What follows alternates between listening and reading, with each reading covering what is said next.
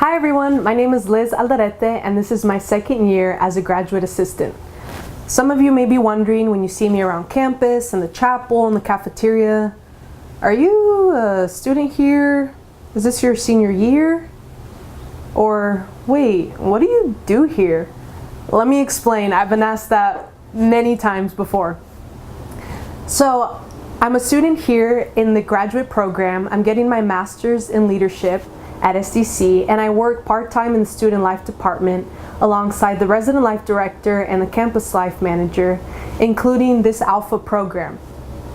Why did I decide to stay here after graduating? Well, it's because of the people that have shaped me, which is why I'm still here and why I'm thankful for this place, because of the connection that I found here at SDC. So I want to share one of my favorite stories and memories from my time in college. It was during my junior year. So I meet these three guys. I'm a volunteer at NSO. They're all new. One of them is a freshman, two of them transferred in. And we become acquaintances. I see them in my classes. I see them around school, at the apartments as well. And I'll never forget. So I was a student worker. They walk in to the student life office. And one day they literally just say, "Hey Liz, we think you're pretty cool and we want to hang out. So we want to officially invite you to form part of our crew." So I reluctantly said yes. I thought, well, why not hang out with them? They're pretty entertaining. They're pretty funny. So they started a group text called The Crew. In my head, I was literally picturing the movie Step Up, where like they coordinate outfits and they dance battle other crews in the streets. Junior year was my favorite year of college. Another reason was because I took a preaching class. I was the only girl in the class. There were 5 other guys and a professor.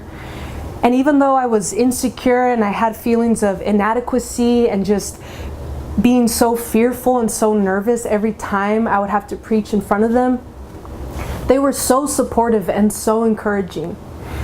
And that was also the year that I had a mentor for the first time, a woman who had been in ministry for more than 20 years.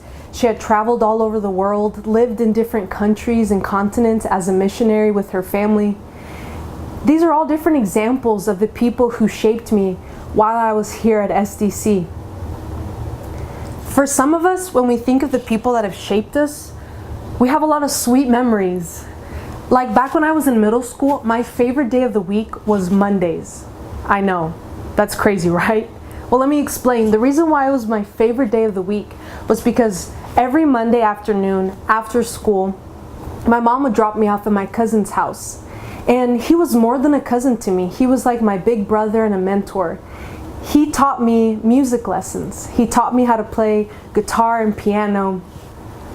And he's one example of the many people who shaped me in positive ways and helped me grow.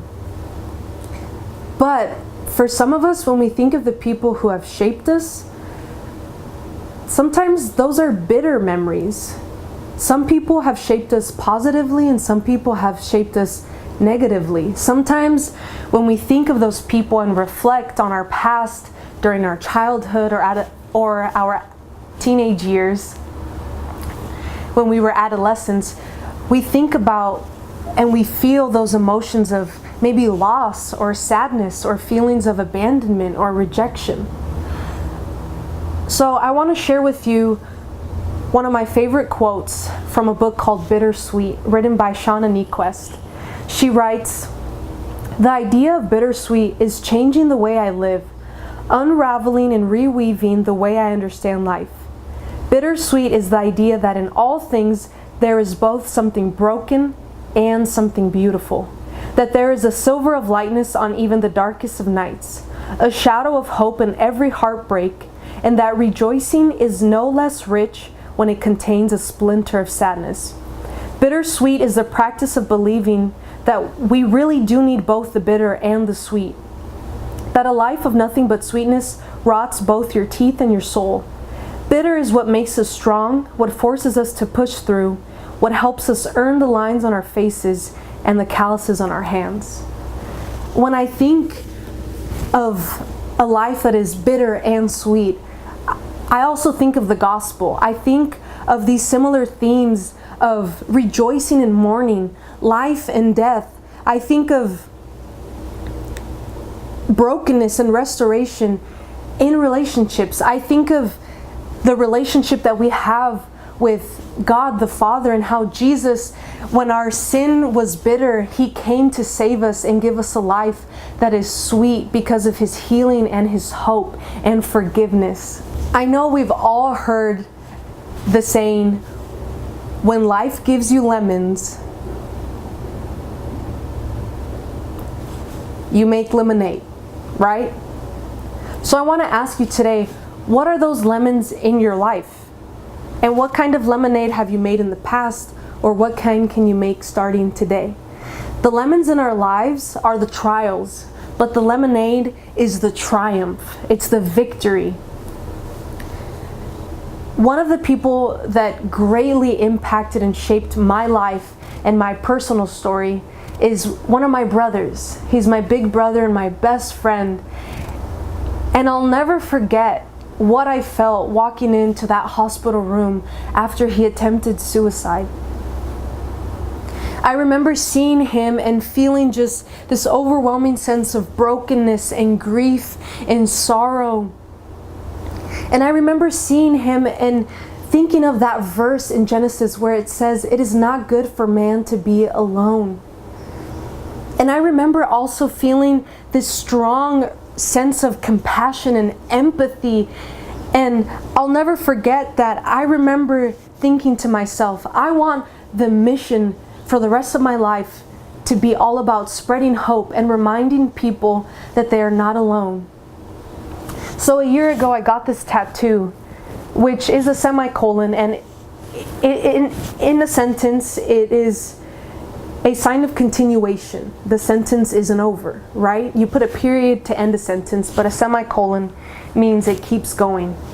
So I got it, and it symbolically means the story isn't over. Keep moving forward. Keep pushing. My brother's story shaped my own story, and although his journey of recovery and healing is one day at a time, yes, it is a lemon in my life, but also, what kind of lemonade have I made from it? This year, I decided as a graduate assistant to start a wellness committee through the Student Life Department. And it's all about raising awareness for students, reaching out to people, and letting them know that they're not alone. So I want to encourage you, while you're here at SDC, whether you're here for a year or two or the full 4 years like me, find a mentor. Find those connections. Here on our very campus, we have CER counselors. They work for the Center for Enriching Relationships. My junior year was when I found a mentor. My senior year was when I went to a counselor for the first time. I got involved for 2 years on the worship teams here at SDC. I also worked in student life, and I also was a resident assistant my senior year. And I'll never forget the people that shaped me and the connections that I made. Yes, people, they shape us positively and negatively. But how can we grow? In your alpha groups, think about the people that have shaped you and talk with one another and share stories about the people that have been your coaches, your mentors, your parents, your family, your friends. Which people can help you grow starting today? What is the kind of person you want to be in 5 to 10 years? Think of someone younger that you can begin shaping today. Maybe someone that needs a big brother or a big sister here in the local community. Where can you serve? Where can you volunteer? So I want to end with this quote, also from the book called Bittersweet. It says, "When life is sweet, say thank you and celebrate. And when life is bitter, say thank you and grow."